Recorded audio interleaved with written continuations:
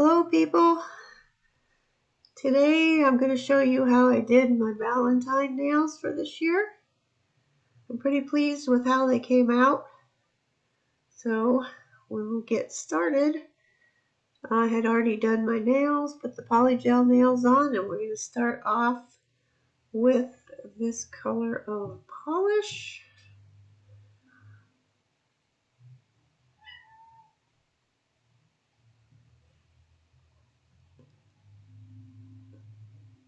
And I'm going to be chroming these, so this color is, you're not going to totally see this color because it's going to have chrome over it.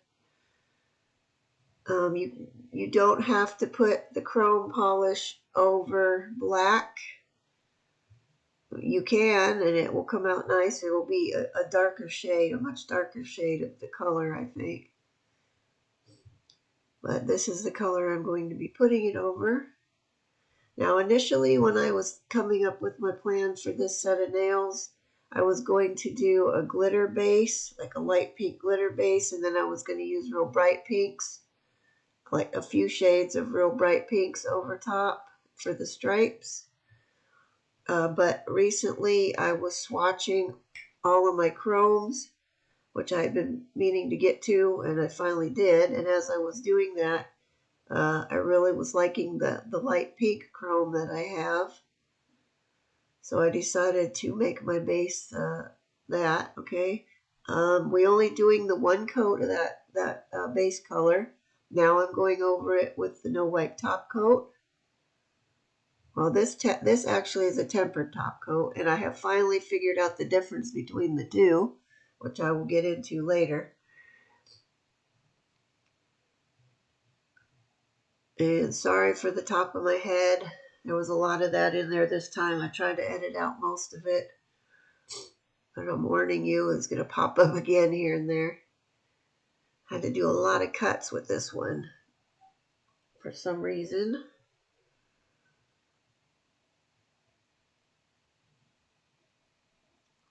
And I will get that cured. And now we're ready to move on to the chrome.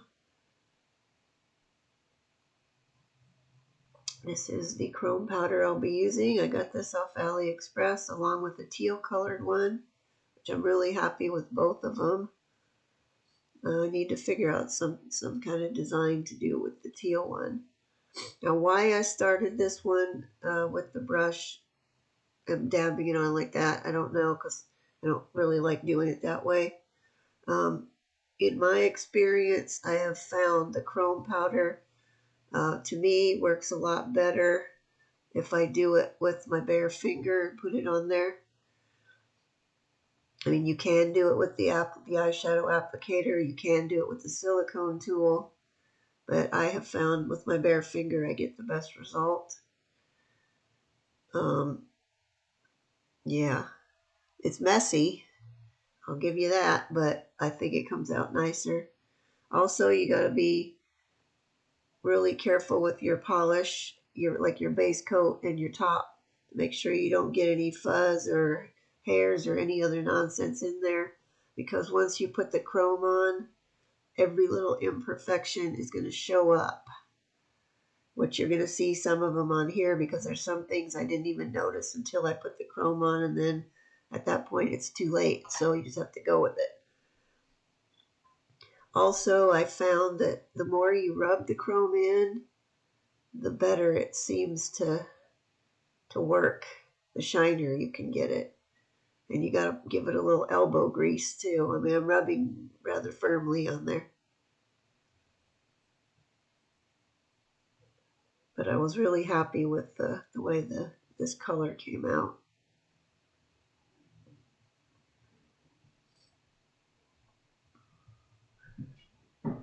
I may go back to where it was that I bought this chrome from and get some more of their colors, because I was, like I said, really happy with the way it worked. Not all of them will work out great. Some of the really cheap ones do not come out good. Although this one was pretty inexpensive because I did get 2 of them. Sorry if my cat's sitting outside the door meowing again. And that's what I'm going to show you with the chrome. I did the rest of them off camera, and then I go in and brush off any loose chrome with a soft brush. And then we're going to go right back in with the top coat. Now I didn't show you top coating that pinky now, but it is top coated. There was a lot of my head in the shot on that one, so I just cut that whole section off.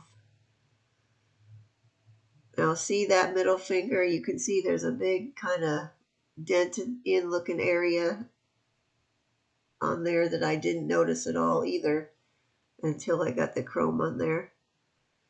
So any imperfections like that we will fix during this step here, and this is where I'm going to put the stripes on there.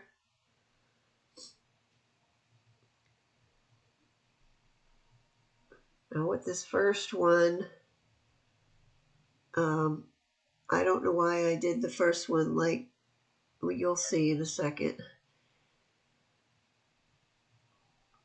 But I'll get a detailer brush, and part of the way I determined where the stripes were going to go was by looking at the nail and seeing, okay, do I have some imperfections I need to cover up? And that was the determining factor on some of these stripe placements. The only one I kind of had an idea of how I was going to do the stripes, and on the ring finger, I do like a kind of a sort of an hourglass looking shape, which I had originally planned for that. But the rest of them was just determined by the imperfections I was trying to cover. On this one, I had decided I needed the stripe to be just a skosh thicker than what I did. So I went back to finish painting that. And then we will emboss. Now this one, I don't know why I decided to do the embossing part on this one at this time, because normally, and what I will do for the rest of those fingers on that hand, is paint all of that one color stripes on there, then emboss them, cure, clean, and then go in with the other color. But you're going to keep this is just clear acrylic powder, which I will sprinkle on there. Now that's been cured, a double cure, and then I'm brushing off any excess powder. Now we're going to move on to the rest of the stripes for this hand. Now I believe I sped this section up somewhat, although it may not seem like it, but because it did take me a while, especially on the ring finger where I was trying to get the kind of the shape I was going for and get it to be even.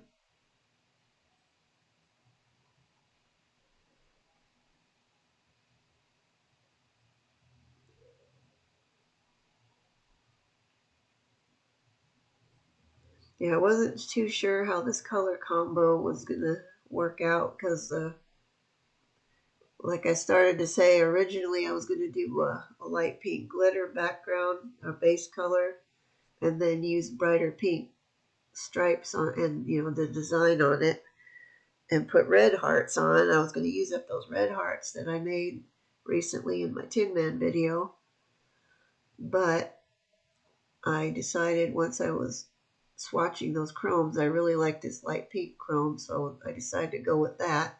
And then the bright pinks I didn't think were going to look very nice with this, so I decided to go in the more mauve-y colors.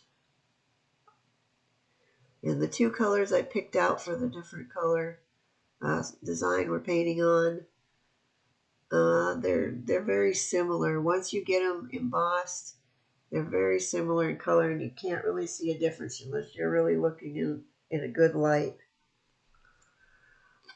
So I probably could have just used all one color, but I got to complicate everything.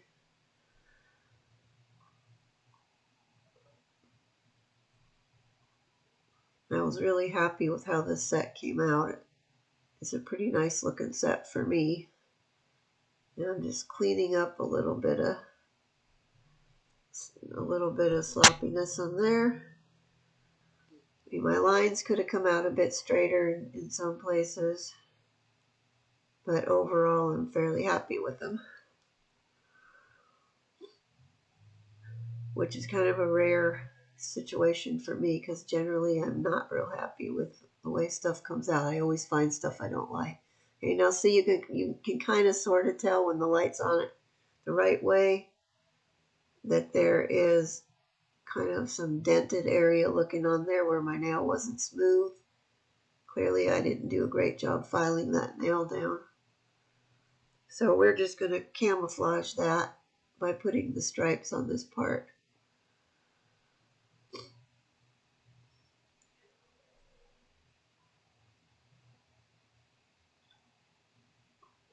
And by the time I get it done, you can't even tell that there was any kind of an issue right there. There were some other spots on some of the other nails where there was a fuzz, either in the original coat or the top coat that I did not see. So there's some little bumpy things here and there. Most of those I will cover with the stripes. There's a few, as I'm looking at them right now, that didn't get covered, that they're on here still. You really don't notice them. I mean, I know where they are, so I see that's what stands out to me, but just in general, you really don't notice them. Yes, that's one of the drawbacks with chrome. If your nails are not perfect, once you put that chrome on there, every teeny tiny little spot or divot or hair, fuzz, or whatever else shows up badly.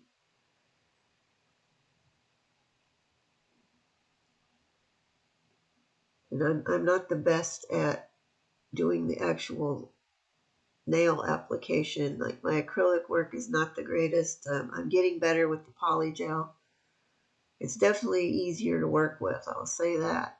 And the filing is easier. Okay, now I've got all that color on there. Now I'm going to go in with the acrylic, sprinkling it on there gently.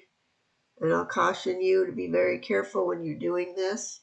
You don't want to bump the edge of your acrylic jar or whatever you're pouring it out of against your wet product, because if you do, it's going to mess it up and there's no going back after that. You just have to wipe it off and start again. And I will keep sprinkling this on here until let it soak in until there's no more shiny spots or wettish looking spots. Depending on how thick your paint is, I mean, you could go get it soaked in real quick and easy. Sometimes it takes more if it's thicker. Now I'm going to look over there. Now see, that one looks a little bit wet looking still, so we're going to put some more on there. And once I'm happy with them, they're going to go in for a double cure, which they've already just done. I've cleaned off the excess acrylic now. Now we're going on with the other stripes are going to be this other color. See, you can tell there's a difference right there when you see them together.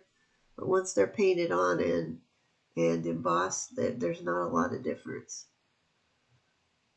Now I have sped up the painting sections here because it takes me a while. I'm not a very fast hand painter. And it would help if I would stop bumping my head on the camera and having it move around.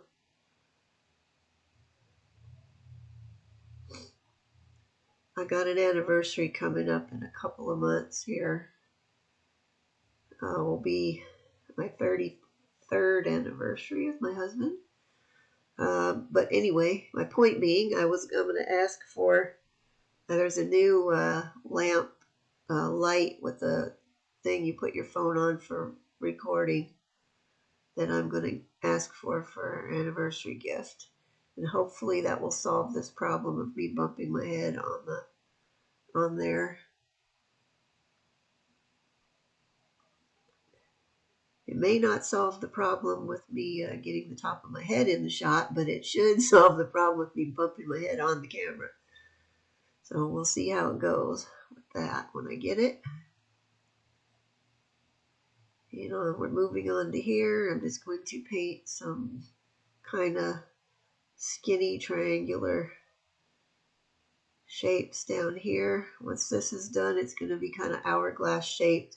You don't need to be super careful in this middle section, getting the points to be all nice and perfect, because it's going to get covered up anyway with the heart.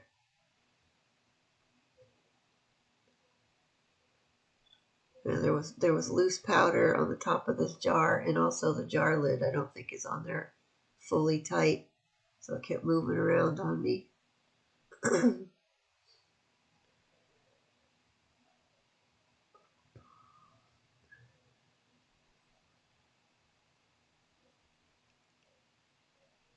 Hope you guys are all staying healthy and warm out there in the world. You know, a big part of our country right now is having a big cold spell, and the middle and the east coast are all having a heavy duty snow and everything. That's one thing here living in SoCal I don't have to deal with.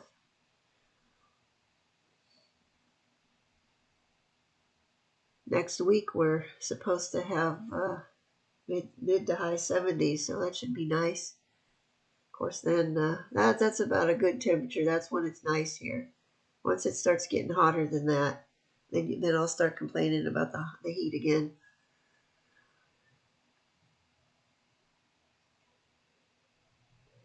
Hey, this is a kind of an awkward deal for me to get this in a way where I could paint what I need to paint and not have it be moving around and still keep it in shot, which some of it isn't, which I apologize, and now it's all blurry. I think I need to clean my camera lens better. There is some of this that's a little not as clear as I would like, and I don't know why, because it started off clear. Maybe I touched the camera lens when I was moving it around. I don't know. I'll need to clean that.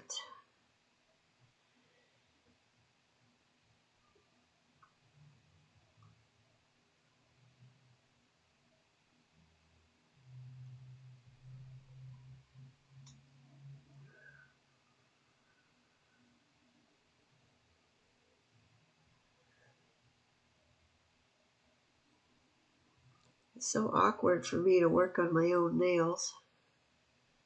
Now that I've been doing the press-ons, that is like 100 times easier. If I was working on somebody else, I guess that would still be a lot easier. But trying to do your own, yeah, see, the lid wasn't tight. Trying to do your own nails and turn them all around in some crazy way. Now, if I was not trying to film this, I could have done it a lot easier, but it's just hard. That's one thing about doing nail art that I have found. It's kind of forced me to become fairly ambidextrous. Even though working with my offhand still doesn't always look the greatest, it's not nearly as bad as it used to be. And I can get it to come out fairly well now.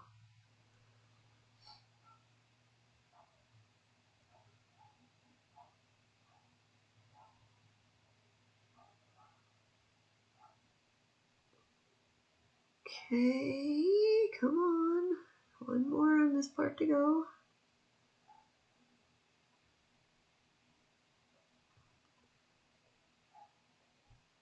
Once I get the fingers of this hand done, I will finish the rest of these off camera, because it's just going to be the same thing, and you guys don't need to watch that for an hour. Or, well, it didn't take me an hour, but you know what I mean.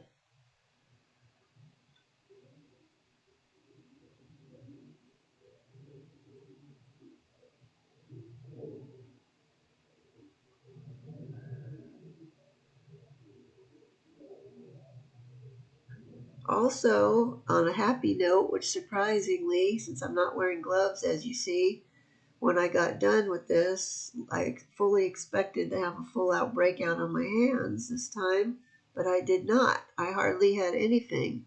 Just a little tiny bit of itching around the cuticle area, and that was it. Which was I don't know what happened there. Which was a really nice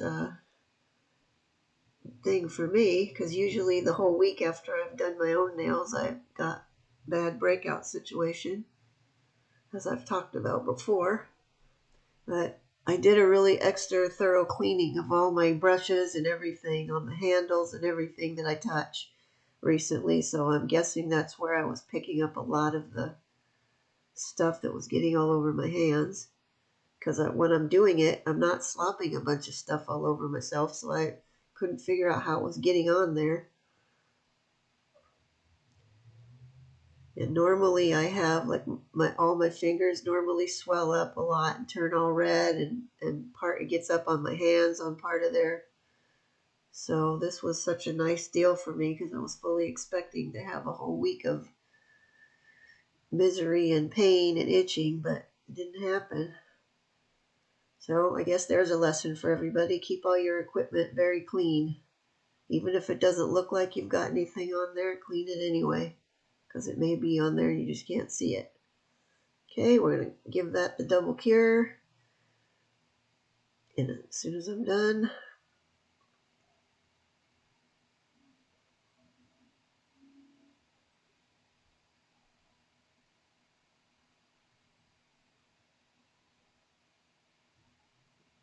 oh, oopsie.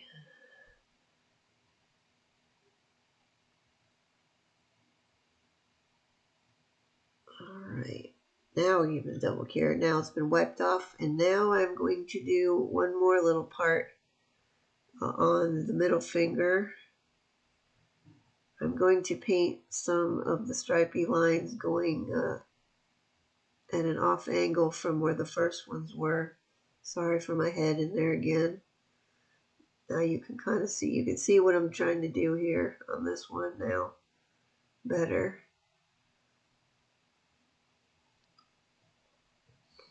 I had already got the middle one with the darker color painted on, so now I'm just going in with the lighter one. Or actually, I'm cleaning that one up, it looks like. Which I put the wrong color on, I just saw as I picked up the wrong color.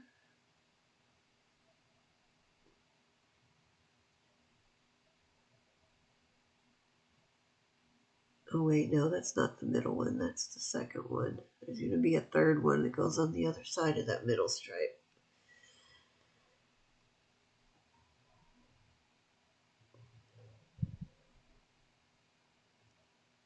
And the last stripe going on here.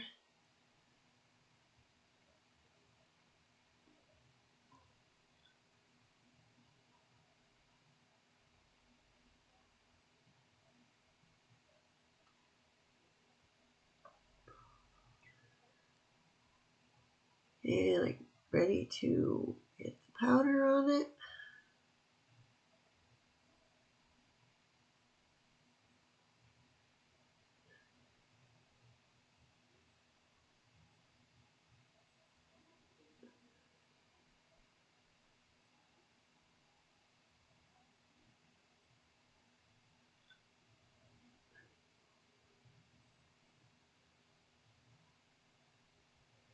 Okay, and I have cured that. Now ignore that stuff on my palette. I had made some hearts with that other glitter, and then I didn't like them. I didn't like how they looked with that chunkier glitter. Okay, now I've done all the rest of my fingers, and now we're going to make the hearts to go on the top.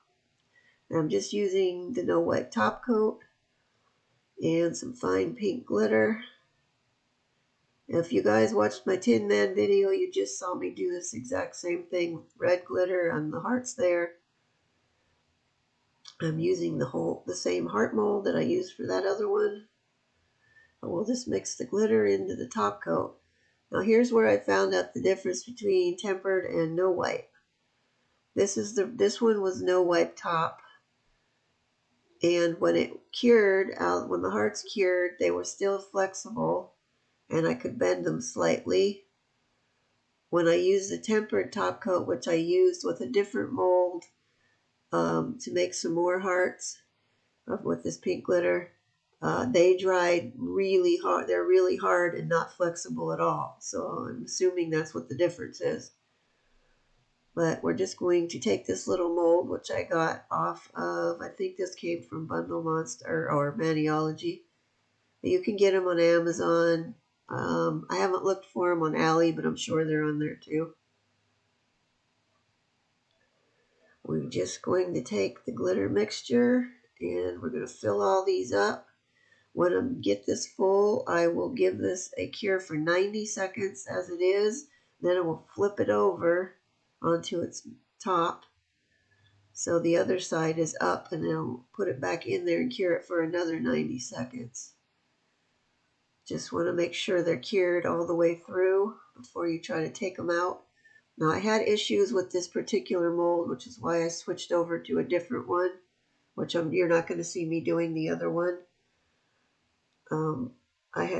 For some reason, I had a lot of problems getting the hearts out of this one.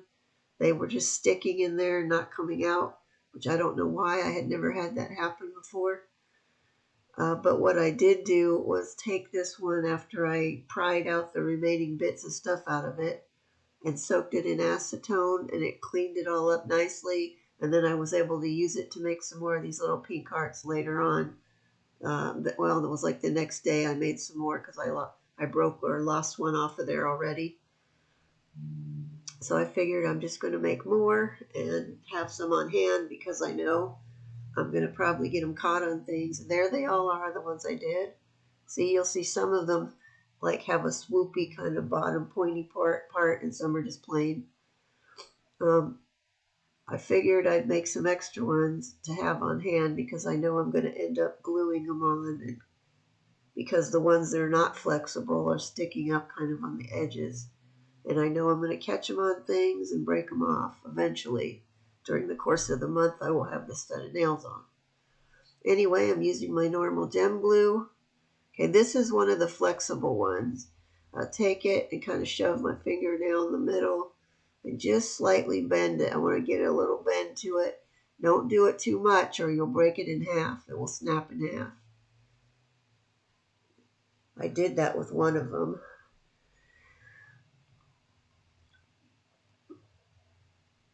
Okay, and I will just get a decent sized glob of glue right here in the center of that hourglass shaped design.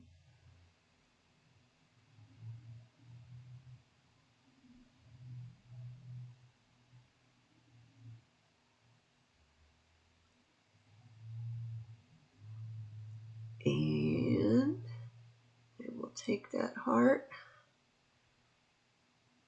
I'm going to squish it up a little bit more so it kind of flatten itself out again.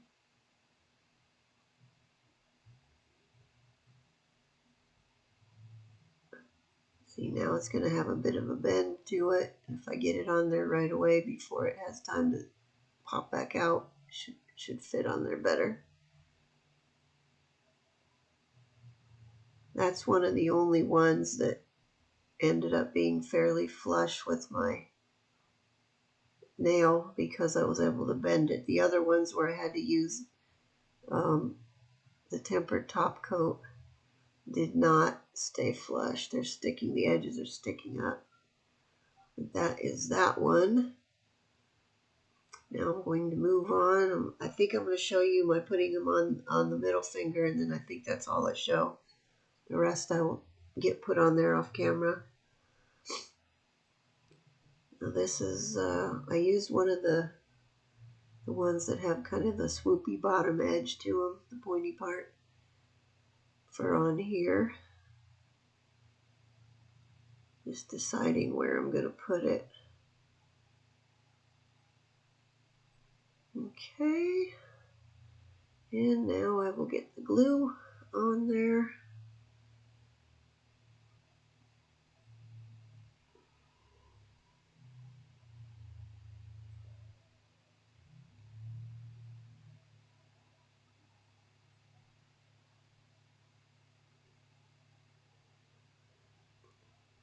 And now we got to try and pick it up.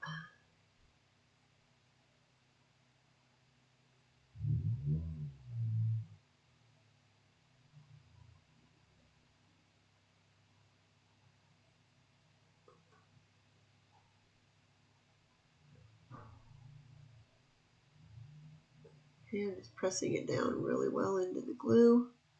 Now I'm going to put another tiny one on there at the top.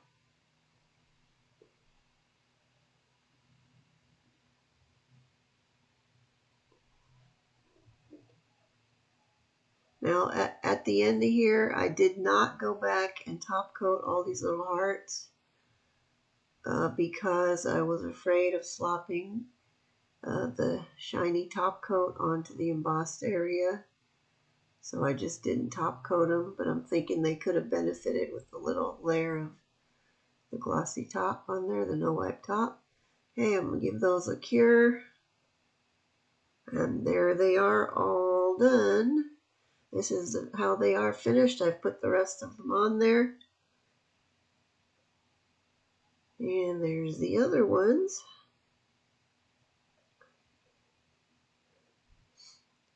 And I will say, if you enjoyed watching my video, please give me a like. And if you want to see more, go ahead and subscribe. Catch you next time. Thank you.